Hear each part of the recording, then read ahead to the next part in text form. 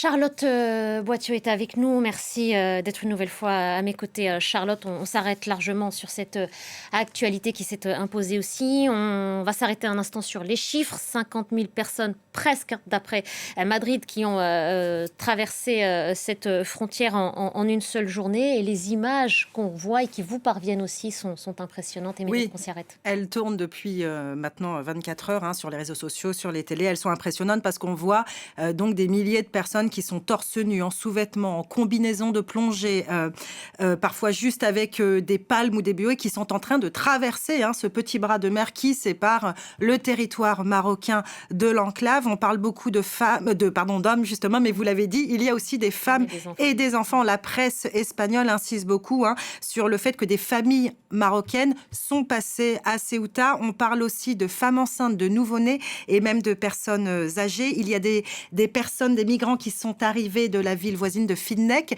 mais aussi de plus loin. Un jeune homme a confié à l'AFP qu'il était venu à pied depuis Tanger, qui est à 70 km de Finnec.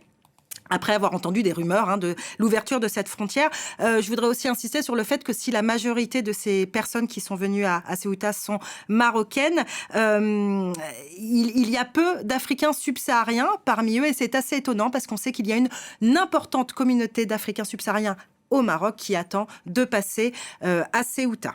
Est-ce qu'on sait, on posait la question tout à l'heure à Salma à Madrid, qui attendait effectivement des précisions de la part du Premier ministre, mais vous êtes allé aussi dans ces zones-là. Comment est-ce que ces hommes, ces femmes, ces enfants, de très jeunes bébés, des nourrissons, on les a vus arriver, sont pris en charge? Alors ça va justement être très difficile parce qu'à Ceuta, la correspondante l'a expliqué, mais il y a un seul centre d'hébergement qu'on appelle le CETI, un seul centre d'hébergement et qui compte 500 places.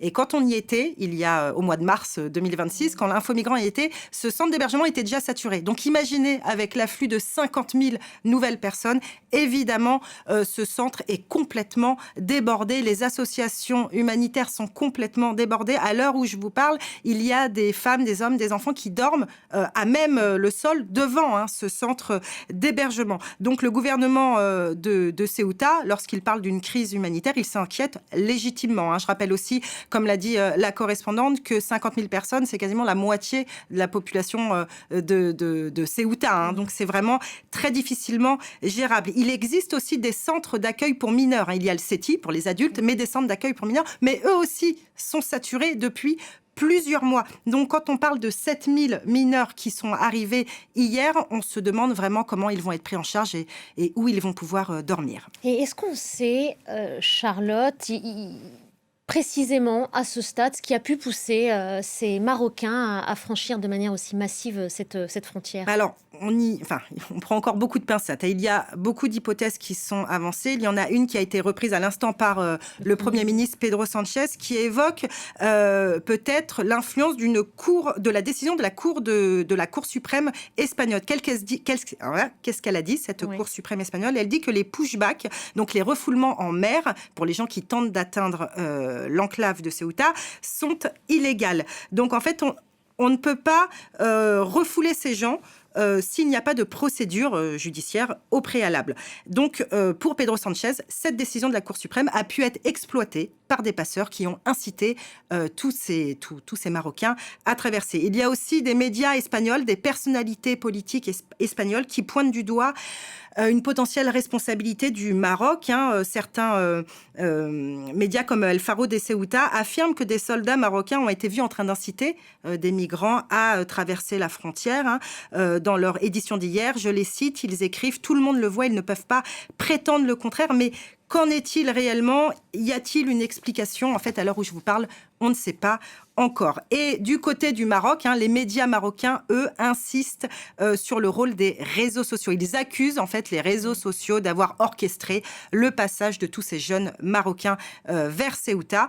Les réseaux sociaux, je le rappelle, qui ont toujours joué un rôle très important au Maroc ces dernières années. Les vidéos de migrants souriants qui essayent de passer dans l'enclave espagnole pullulent sur les réseaux sociaux et notamment sur TikTok, et elles montrent des traversées supposées faciles alors que la réalité est tout autre. Vous l'avez évoqué avec le nombre de morts. Il y a énormément de noyades quand on essaye de rejoindre par la mer Ceuta. 27 personnes au moins ont péri, c'était le chiffre communiqué il y a quelques minutes par notre correspondante à Madrid.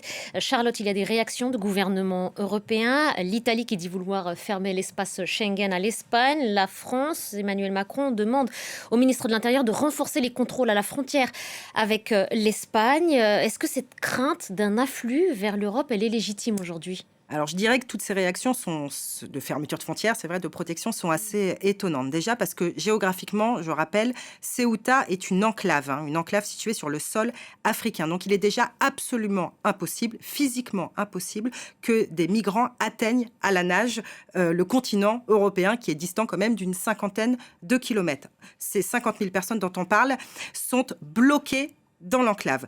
Pour rejoindre le continent espagnol, il faut répondre à des critères précis, notamment être éligible à l'asile. Et quand c'est le cas, on est autorisé à monter dans un ferry pour rejoindre le continent. Ces ferries, là encore, sont extrêmement bien contrôlés. On ne peut pas prendre d'assaut un ferry, c'est absolument impossible. Donc ces transferts Ceuta vers le continent pour les migrants existent déjà, mais ils ne concernent qu'un nombre très faible de personnes. On est vraiment loin d'un scénario où Ceuta enverrait ces 50 000 personnes vers le continent. Ensuite, je rappelle que ce n'est pas la première fois qu'il y a des arrivées massives à Ceuta. En 2021, lors d'une crise diplomatique entre Rabat et Madrid, il y a eu 10 000 personnes qui sont rentrées dans l'enclave en seulement 2 jours.